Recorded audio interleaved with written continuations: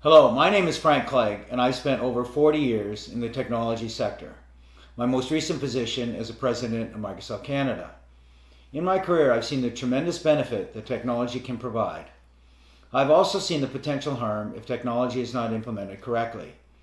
And I believe our current implementation of wireless technology is not safe. That's why I co-founded Canadians for Safe Technology and why I joined the business advisory group of the Environmental Health Trust. I am especially concerned about our current implementation of 5G wireless technology. And the more research I do and the more experts I talk to, the more concerned I become. Now, there's no doubt that there are benefits such as autonomous vehicle and faster download speeds. At the same time, I think there is potential harm. I think it's important that we understand that 5G is not just an incremental number on our cell phones. In fact, over 230 scientists and researchers from 41 countries around the world have formally written to the United Nations, their member nations, and the World Health Organization expressing their concern over the planned rollout of 5G technology, especially for vulnerable populations such as children, pregnant women, and the environmentally sensitive. They have been joined by state legislatures and federal regulators who have asked the FCC to provide evidence that there is no harm from the rollout of 5G technology. There is no doubt that the engineers and businesses and companies that roll out technology are well-meaning. However, their focus is on being first to market and getting new products into the market as efficiently and quickly as they can. I am not aware of any research or studies by my industry or related industry that deal at all with the health or safety effects of wireless technology. Here are some important facts about 5G. 5G technology has not been tested. I am not aware of a single study that shows that 5G technology is safe. 5G, as in all other wireless technology, gives off radio frequency radiation, which is absorbed in the human body and accumulates in the human body. One segment of 5G technology are millimeter waves. Millimeter waves are used by the US and Israeli government in their active denial systems, which are used for crowd control. And what they do is they provide a very painful reaction in the skin organs of the body. We have no idea what the impacts will be to human health if that kind of millimeter wave technology is used and we are exposed to it 24 hours a day, 7 days a week. There are significant proven health effects from wireless technology and wireless devices.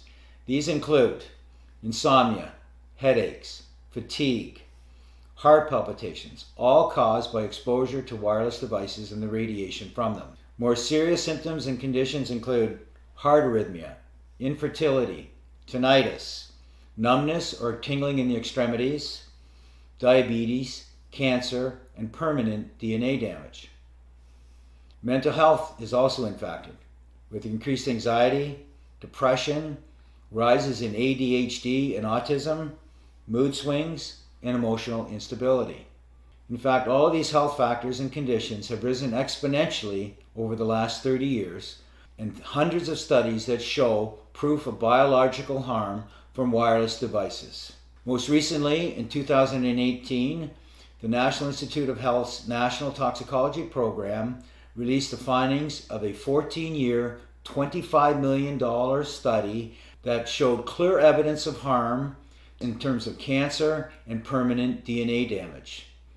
This study, several months later, was verified by the prestigious Ramazzini Institute out of Italy, which found the same results. Now you may ask how a product that has this potential harm could ever be released to the market and to the public for public use.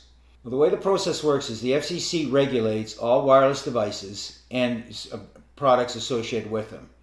Unfortunately, the FCC is made up of previous telecom executives, lawyers, and engineers.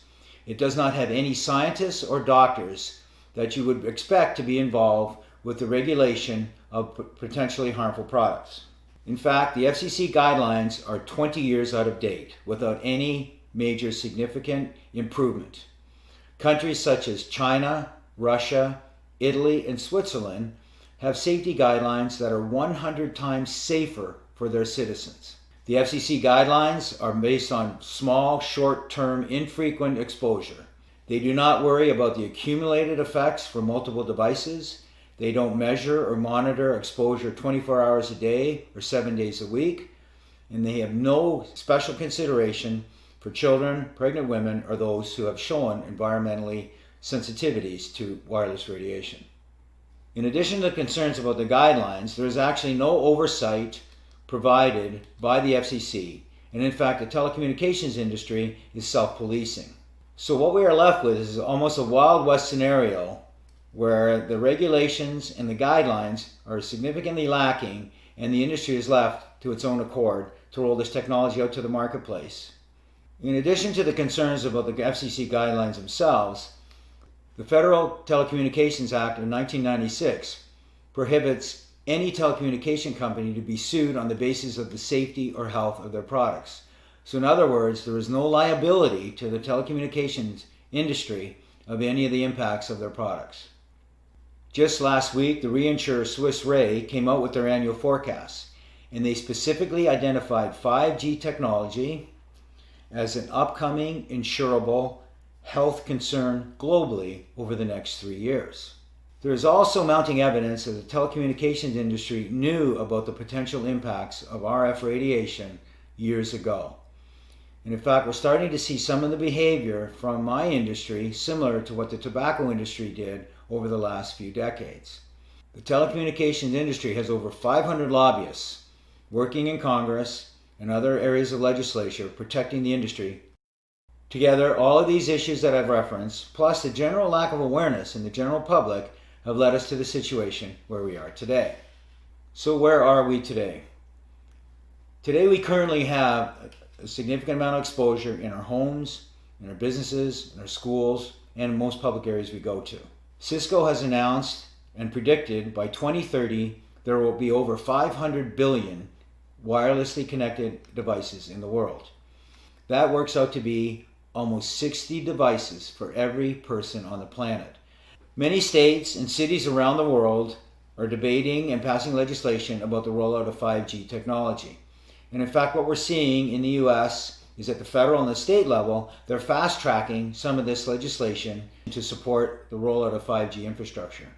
Unfortunately, this legislation seems to be taking away all individual rights and the rights of local towns and counties and cities and passing more power to the telecommunication companies.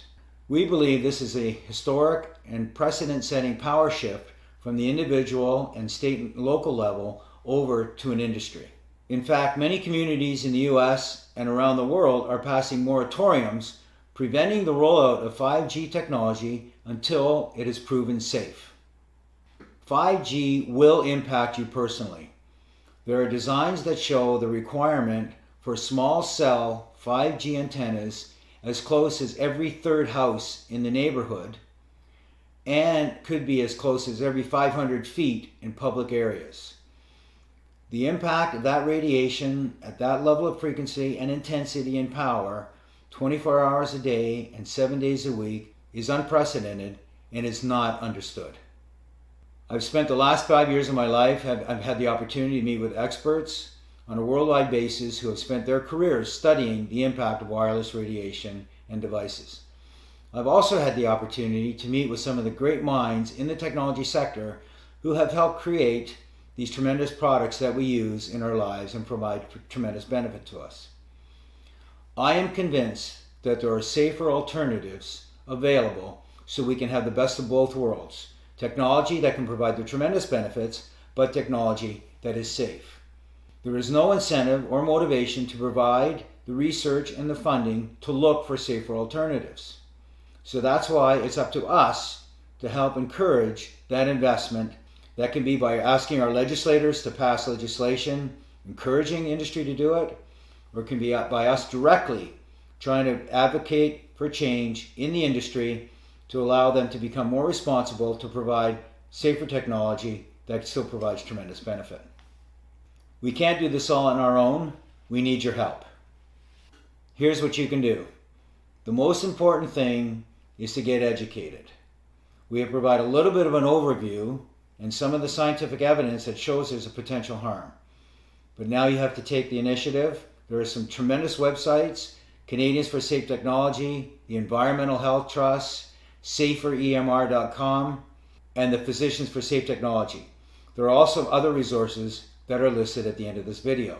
We encourage you to spread the word, share this information, share the video with your coworkers, with your family, with your friends, with legislators at the state and federal level. Even your local school boards can have an impact if they choose to engage. Ultimately, your knowledge is in your power, and your power is in your hands. I fundamentally believe we can have the best of both worlds.